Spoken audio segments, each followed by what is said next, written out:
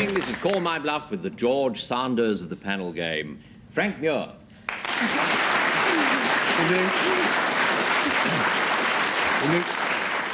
My first guest really needs no introduction, but how nice for me to be able to say that we have back on the programme Angela Rippon.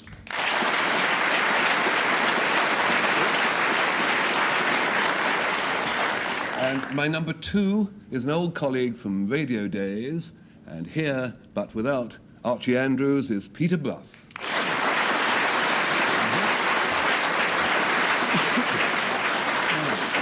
And the minstrel boy himself, Patrick Campbell.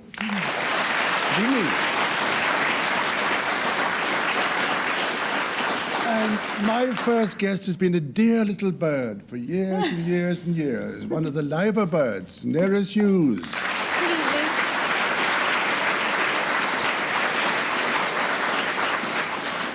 And my other plumber's assistant is the man that knows everything. He acts, directs, talks, thinks, he's a philosopher. Well, it's just Jonathan Miller, really. It's the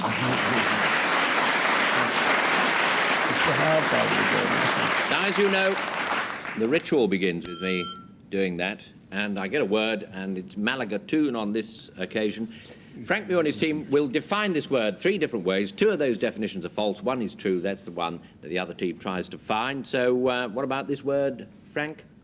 Well, when Dr. Miller and I, in our various ways, carve something up, I a joint, Dr. Miller, other things, there is a dexterity in the way we do it, which is lovely. If you hack it away, hack at it, and the joint or the bird ends up a dreadful mess, that's a malagatoon. If you want to achieve a malagatoon, the thing to do is to go on a picnic with a cold chicken and carve it with a blunt penknife. Right, Peter Bluff. A malagatoon is the fruit of a union between a peach and a quince. Now, the peach, of course, being grafted onto the quince and not vice versa, you follow me? Now, this marriage produces a sweet-tasting globe of delicate yellow texture with a velvety skin, Patrick. Now, it can be, yes, it can be. It can be, and some insist, and I think you would be among them, that it should be pickled in brandy.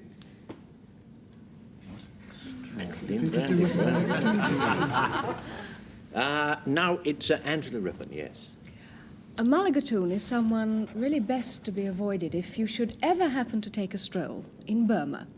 Because a malagatoon is the Burmese version of a mugger. He's a local robber who would get done up in a skin, like a tiger skin or some other wild animal. And the idea is that he would jump out at his victim and hope to terrorize him into dropping all his valuables and running off into the night. So it's a very theatrical sort of robber. It's a joint that's been hacked about, and it's the fruit of the quince and the peach, and Patrick is going to make a choice. Well, we rather think, it's my own personal opinion, that a mugger that goes to all the trouble to rent a tiger skin to put on, he's in a big way of business, isn't he? Dubious. I also liked Angela's sober fluency, too, which seemed to me to bespeak You better confidence tell in the Patrick subject. that. Yes. He'll enjoy This is you my telling it. turn, do you mind? I'm just colouring it. This team is filled with captains, to my amazement. What? This team is filled with captains. Well, I got all disturbed. Don't let it upset you, my dear man. Jonathan, yes, Is it we a will be peach quiet. having a quince or a quince having a peach? It's an absurd theory that... Oh, I think it's bad carving. No, but he's never done any surgery at all. Do what Jonathan told you to do. Choose which one. Now he's trying to unnerve. It's bad carving. Yes. You think it's bad carving? Well, Frank, you spoke about bad carving. I don't know whether you know about it or not, but anyway, was it true? Jumble or was rubbish, it anyway. a bluff? Was it? Ah!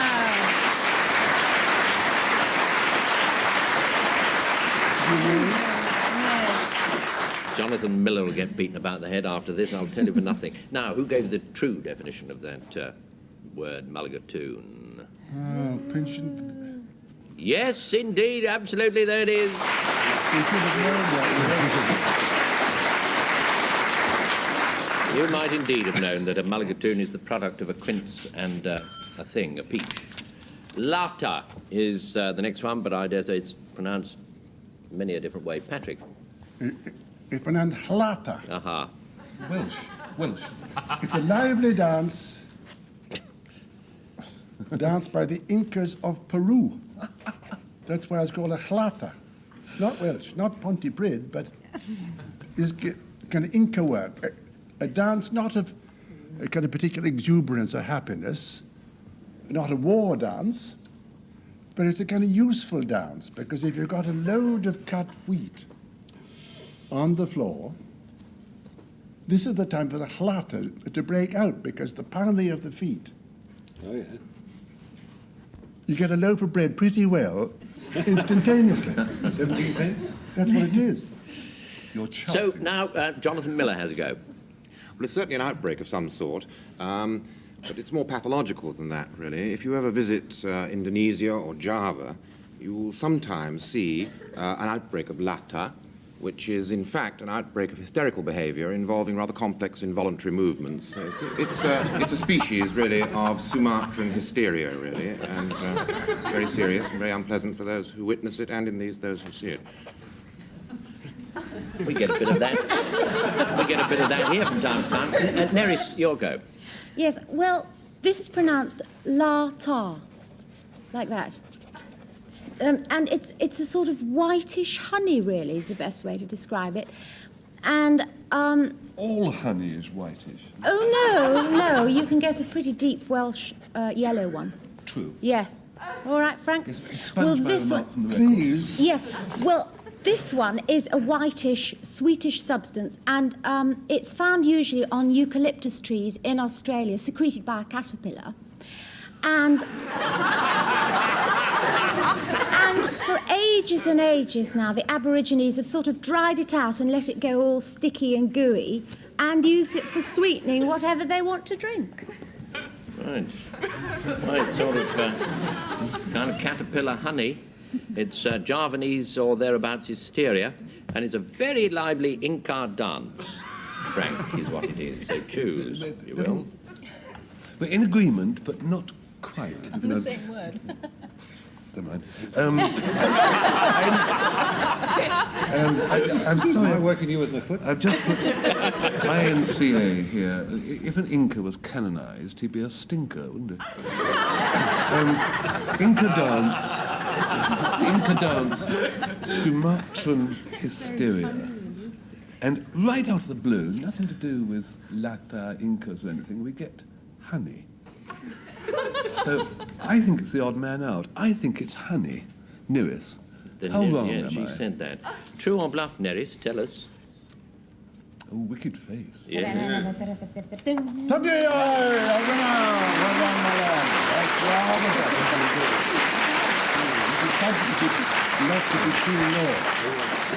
Who gave the true definition of that word? It's I there. think the professor here has it. Yes, yes, sir.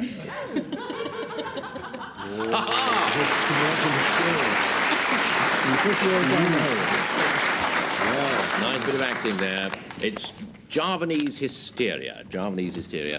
1-1. And we get another word, skelat, and it's Peter Bruff. Have a go. Excellent. Now, a skellet was a small, high-toned handbell, once was tinkled for ecclesiastical purposes. Now, it was usually to be found in the hand of the bellman whose job it was to march around monasteries and the like. You follow me, Patrick? Ding-donging a summons that called the faithful to prayer. But don't pick on me all the time. But you're so nice. So, now, Angela, your go. A skelat is a small stone hut that would be built by Orkney Islanders in a particularly windy site. Now, they didn't want to live there. They want to build this hut so that they can cure their fish and their meat in it. And what they would do is build the little hut without any mortar to bind the bricks together, but allow the wind to pass through the bricks so that it would help to cure and dry the meat and the fish within.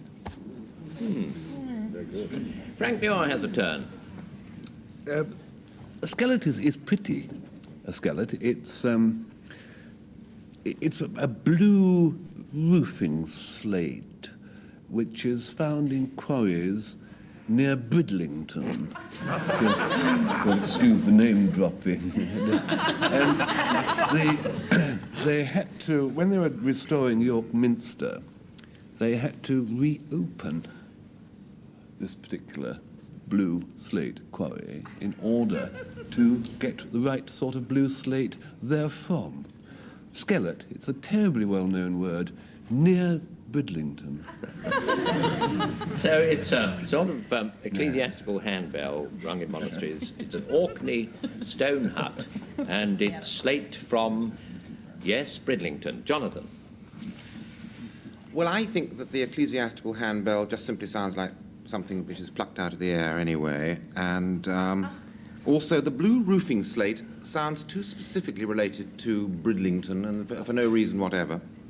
And I think there's a rather pleasant authenticity about the notion of the Orkney hut. There are, in fact, such huts through which wind blows, through holes, and through which people cure things, and it simply has the sound of that type of language.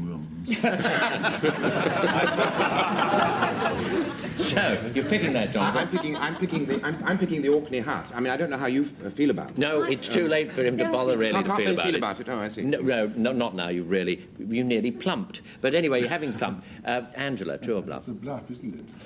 Awfully sorry. Yeah!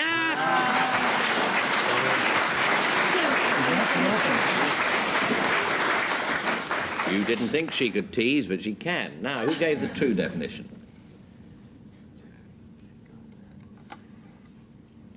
It's there. Again?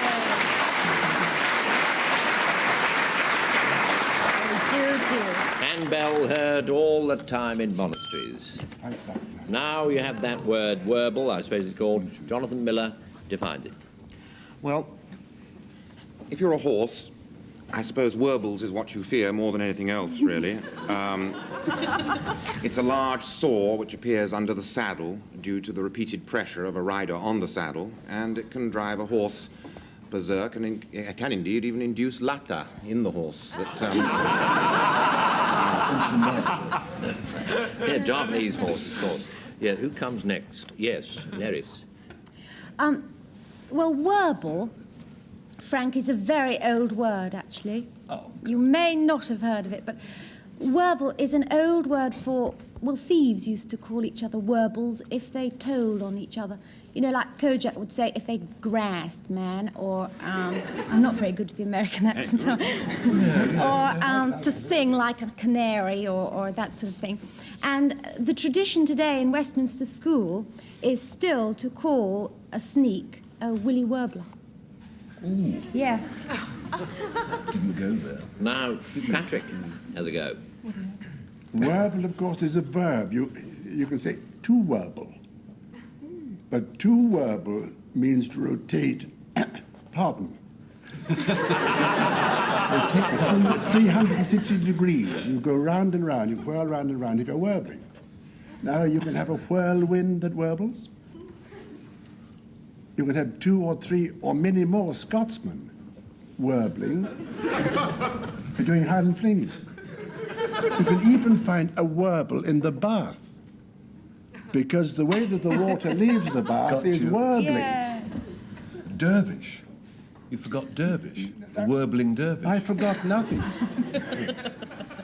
So it's to sort of sneak or peach or grass. It's to rotate, and it's a saw underneath the saddle on a horse.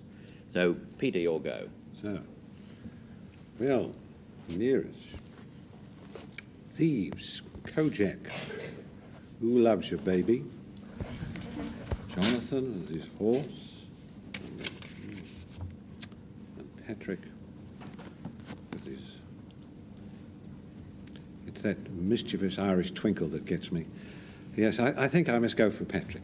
Go for Patrick then. He said it was to rotate, and he must own up now. He must say whether it's true or bluff. I left my mischievous Irish twinkle at home 30 years ago.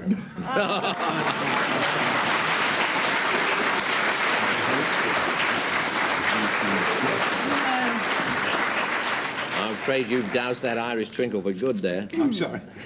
Anyway, there you have it. That's what it means to rotate, go round, whether of person or thing.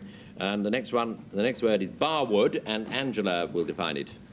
Well, barwood, it's rather obvious actually. Barwood is a name given to sections or bars of wood, sawn off into square sections rather like ingots of gold or iron.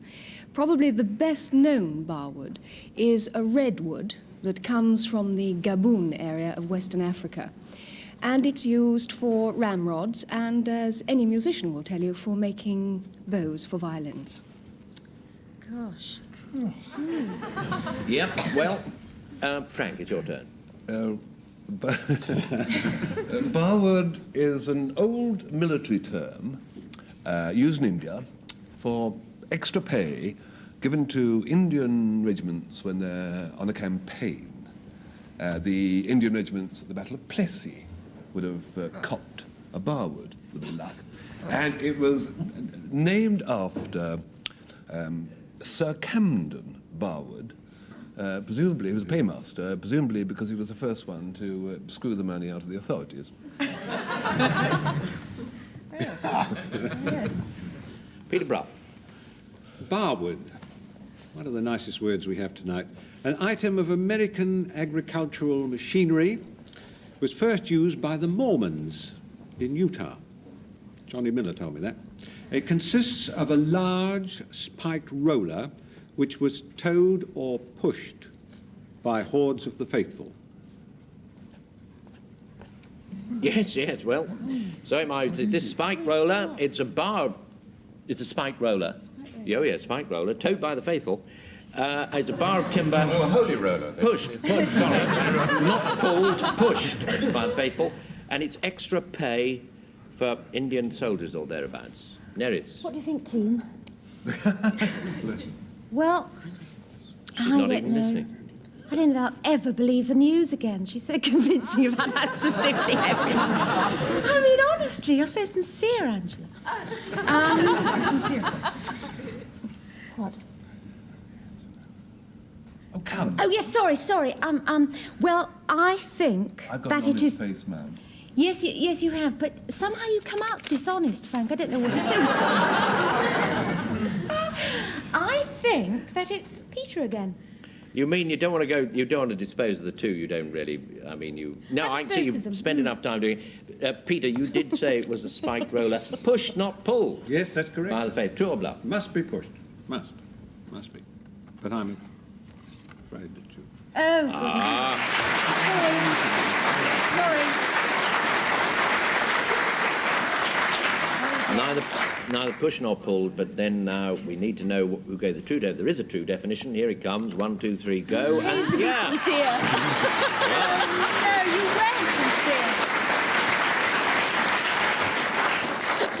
She was indeed sincere. A bar wood is a bar of timber. 4-1, goodness me.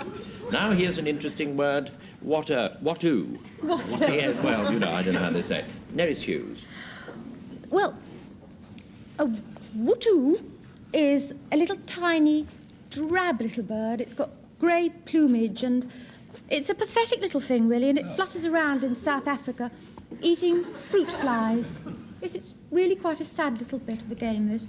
And in English-speaking parts of Natal, it's probably known as a 28, because that's what it sounds like when it's whirring around. It sort of sounds 28, 28, 28. Yeah, that was good. And now it's Patrick's turn. A Watu is a Canadian lumberjack's floating mobile home for one or more Canadian lumberjacks. Oh, no. Round about 100-foot square, with cookhouse, drawing room, Sleeping accommodation. And of course, no need for the word convenience, is seeing that they're surrounded by the river. Living in the Wattoon. Now it's Jonathan Miller's go. In fact, there's a concealed hyphen involved here, in fact. There are two words have come together. It's an obsolete usage. It's watto, wilt thou, would you. It's simply a form that we don't use now. I'm not surprised. So it's really two words for the price of one. Right? Yeah, it sort of glided together, Yes. glided together. It means will you, or that, would you. I mean, it's a lumberjack's raft, and it's a South African bird. Eats fruit flies. Angela. Well, I was most impressed, Neris, by your impersonation of Percy Edwards. I think that was pretty good. But not convinced. No. Lumberjack's house, no, they wouldn't bother to call it anything. I think they'd just sort of stick up a tent on a few old logs, wouldn't they? I think it was wilt thou. Wilt thou? You do? Well, that was Jonathan, yes. Was he telling the truth? True or bluff? Well done.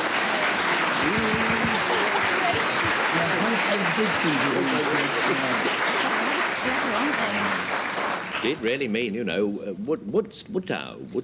Seems unlikely, but it's true nonetheless. Alfit is the next word. Frank Muir defines alfit.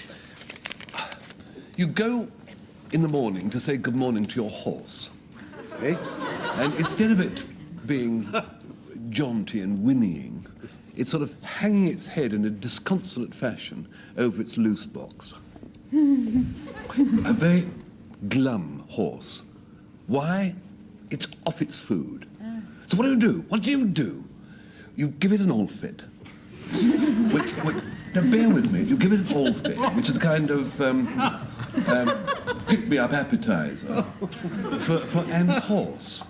And you make an Alfit, one recipe for an Alfit would be breadcrumbs, bit of cinnamon, bit of nutmeg, dried hop leaves, moistened and rolled round with beer. Sounds quite nice. Alfit. Right. Too good for horses, really. Absolutely. Who comes next? Yes, Peter. Oh, yeah, right. You'll love this one. Alfit. Now, Alfit was a cauldron of scalding water, which about 1,000 years ago, a suspected person was cordially invited to plunge his arm into. Now, thus by a simple process of logic, logic sometimes used today by the Inland Revenue, if the person was seriously burned, the accused was guilty. If unburned, not guilty. Right, now Angela. Well, an Alfit is a surgical instrument. Now, many people think that it was probably invented by Hippocrates. It was used for setting or reducing the pain on a dislocated shoulder. No one living has obviously ever seen one because they've rather gone out of fashion nowadays, but it was thought to be an L-shaped piece of wood with two large wooden screws that were used in much the same way as a trouser press. So it's something you perk up a horse's appetite with in the morning. It's a boiling cauldron. Someone has to put his arm in to see if he's guilty or not, and it's a sort of surgical clamp device. Patrick. I've got a mind filled with damp air, I find this one. All horses look glum hanging over the...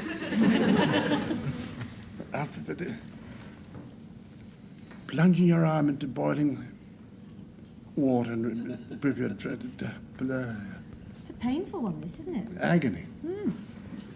A trouser press to keep a broken shoulder together. Oh. I believe it's little medicine for horses.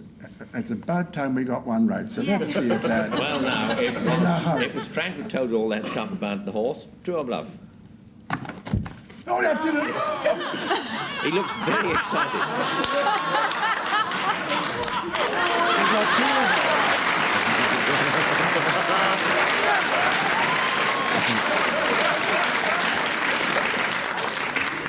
If he were Javanese, we'd know what he was suffering from. But who gave the true definition then? Someone's got to have it. It's there. Good Lord! Again.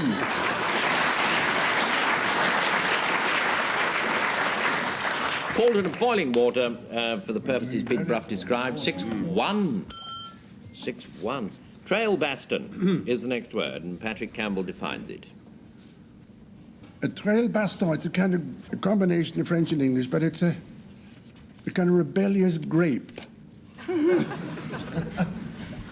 Normally, if one can use such a word in these difficult times, normally, grapes grow in bunches, but not the trail baston.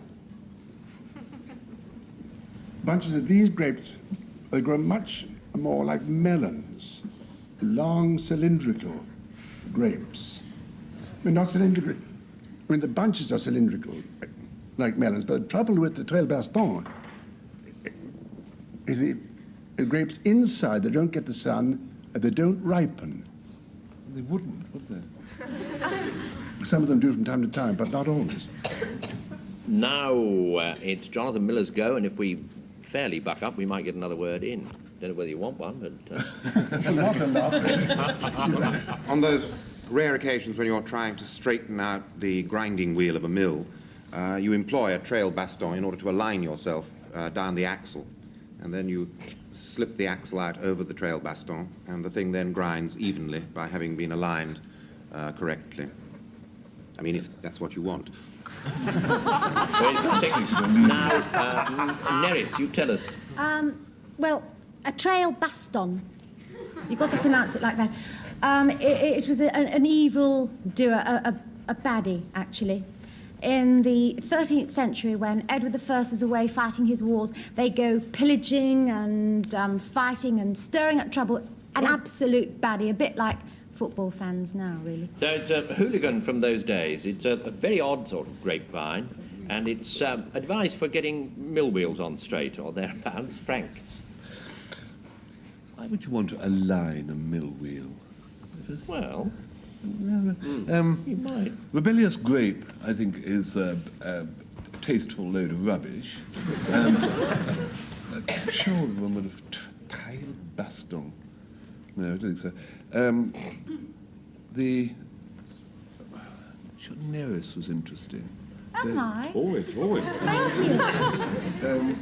So we'll go for the mill wheel aligner. The straight edge, of which Jonathan so succinctly spoke to Bluff.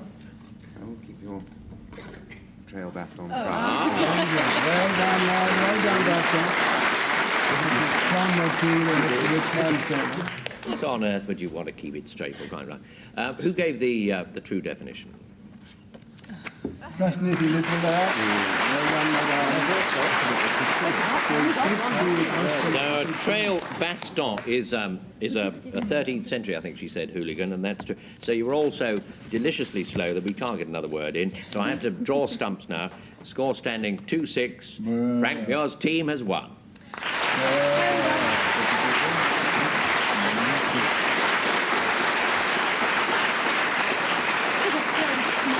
So we'll put a few more splints around the walking wounded from the OED next week, I don't doubt. Until then, we'll say goodnight, beginning with Peter Bluff,